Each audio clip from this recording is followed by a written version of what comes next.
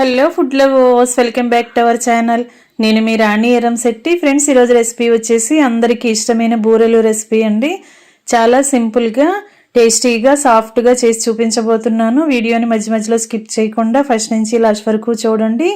ప్రసాదానికి నైవేద్యంగా పెడుతూ ఉంటాం కదా, ఆ బూరెల్ని చేసి చూపిస్తాను. ప్రాసెస్లోకి వెళ్ళిపోదాం. ముందుగా ఒక గిన్నెని తీసుకుని దానిలోకి 1 కప్పు నిండా మినప్పప్పుని వేసుకోండి.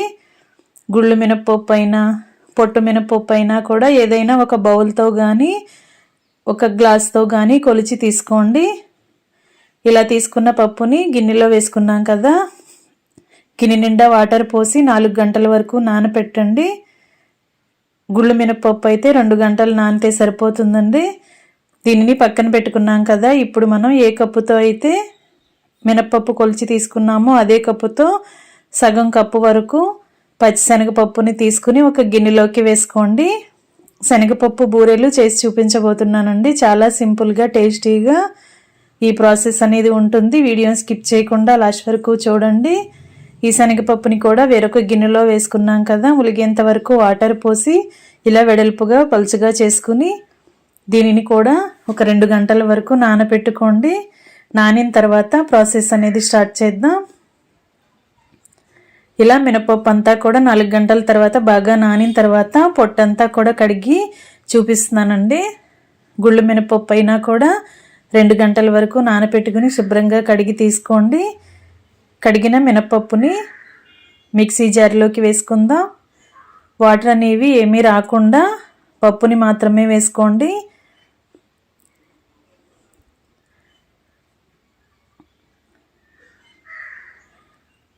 ఇలా వేసుకున్నాం కదా. ఇప్పుడు నేను చూపించిన విధంగా కొంచెంగా వాటర్ మాత్రమే పోయండి.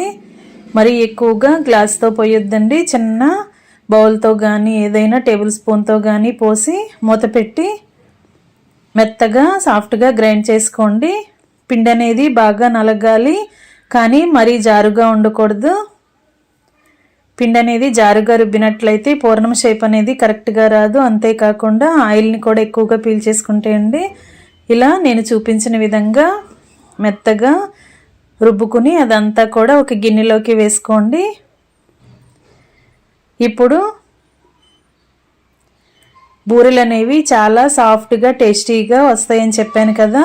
ప్రాసెస్ని మిస్ చేయకుండా చూడండి. ఇప్పుడు వేరొక గిన్నెని తీసుకుని మనం ఏ కప్పుతో అయితే మినప్పప్పుని కొలిచి నానపెట్టి కడిగి రుబ్బుకున్నామో అదే కప్పుతో 2 కప్పుల వరకు పొడి బియ్యం పిండిని వేసుకోండి. 1 కప్పు పప్పుని నానపెట్టుకుంటే 2 కప్పుల వరకు పొడి బియ్యం పిండిని వేసుకోండి. అప్పుడే బూరెలు అనేవి సాఫ్ట్గా, టేస్టీగా వస్తాయండి. మీరు మినపప్పు కొలుచుకున్న గిన్నెతోనే బియ్యం పిండిని కూడా కొలిచి తీసుకోవాలి. ఇది పొడి బియ్యం పిండేనండి, బియ్యంని మరపట్టించుకున్న పిండి.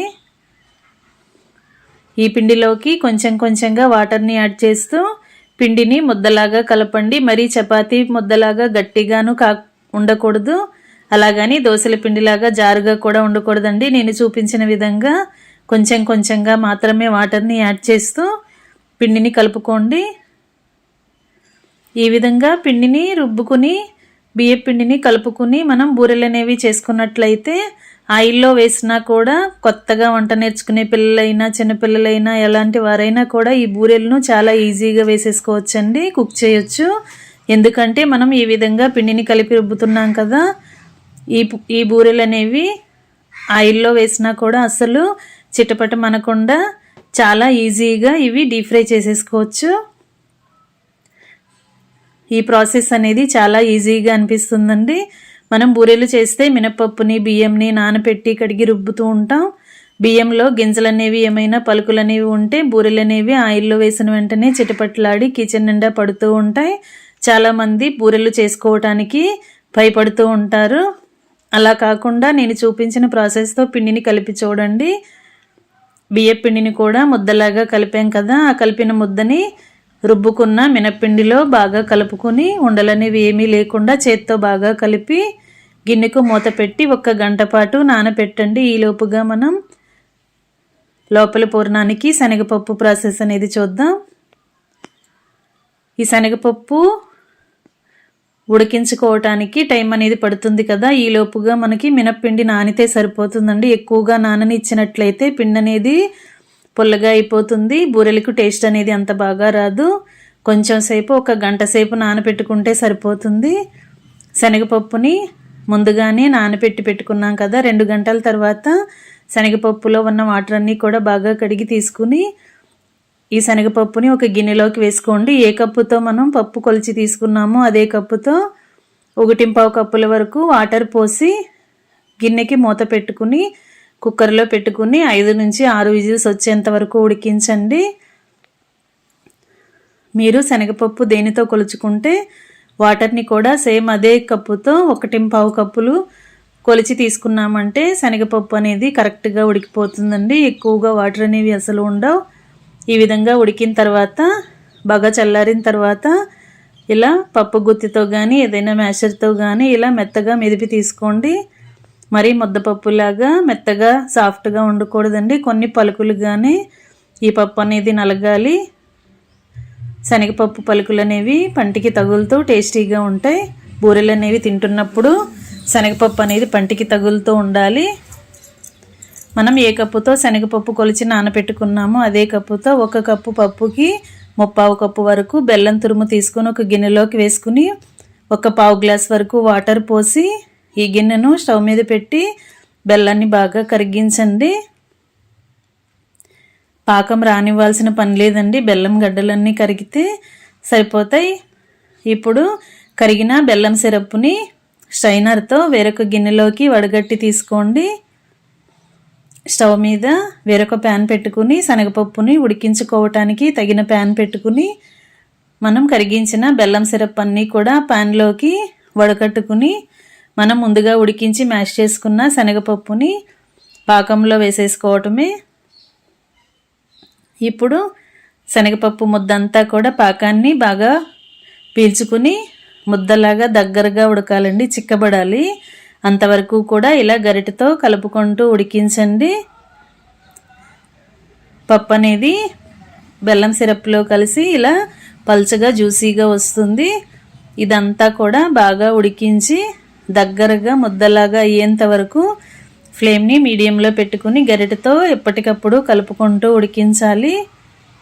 1 టేబుల్ స్పూన్ యాలకుల పొడి కూడా వేసుకుని యాలకుల పొడి అంతా కూడా స్వీట్లో శనగపప్పు స్వీట్లో కలిసేంత వరకు బాగా కలుపుకుంటూ ఉడికించండి.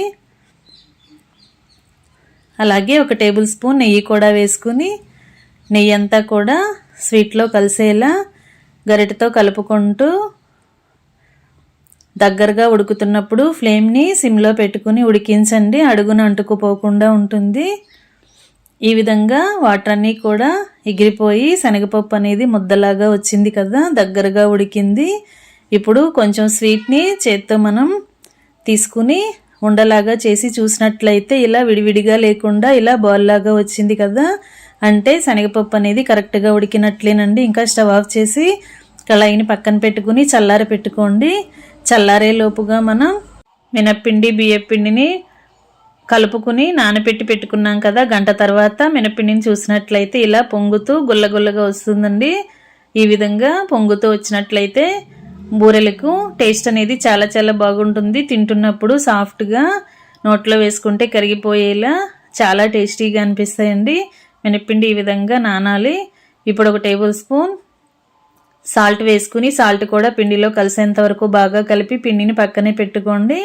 ఇప్పుడు శనగపప్పు అంతా కూడా ఉడికించిన ముద్ద శనగపప్పు అంతా కూడా బాగా చల్లారింది కదా, ఇలా ఒకసారి గరిటెతో పప్పుని మ్యాష్ చేసుకుని సాఫ్ట్గా చేసుకుని కొంచెం కొంచెంగా స్వీట్ని తీసుకుంటూ పూర్ణాన్ని చేసుకోండి. శనగపప్పు పూర్ణాన్ని చేసుకోండి. మనకి బూరెలు అనేవి ఏ సైజులో కావాలంటే దానిని బట్టి శనగపప్పు ఉండల్ని చేసుకుని అన్నీ కూడా ఒక ప్లేట్లోకి సర్ది పెట్టుకోండి. ఇంకా పై పిండి అనేది రెడీ అయ్యింది, లోపల పూర్ణమలు అనేవి కూడా రెడీ అయ్యాయి కదా.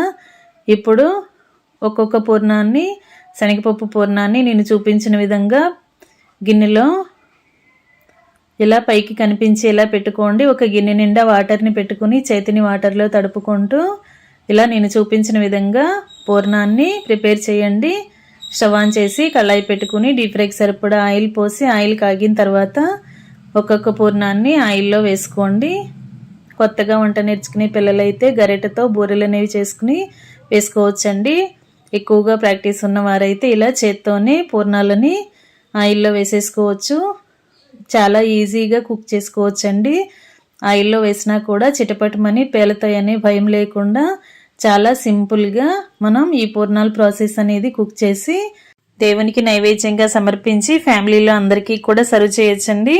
ఇలా ఆయిల్లో వేసిన తర్వాత గరిటెతో కలుపుకుంటూ అన్నీ కూడా ఈవెన్గా డీప్ ఫ్రై చేసుకుని సర్వ్ చేసుకోవటమే. Thanks for watching. నేను మీ రాణి ఎర్రంశెట్టి.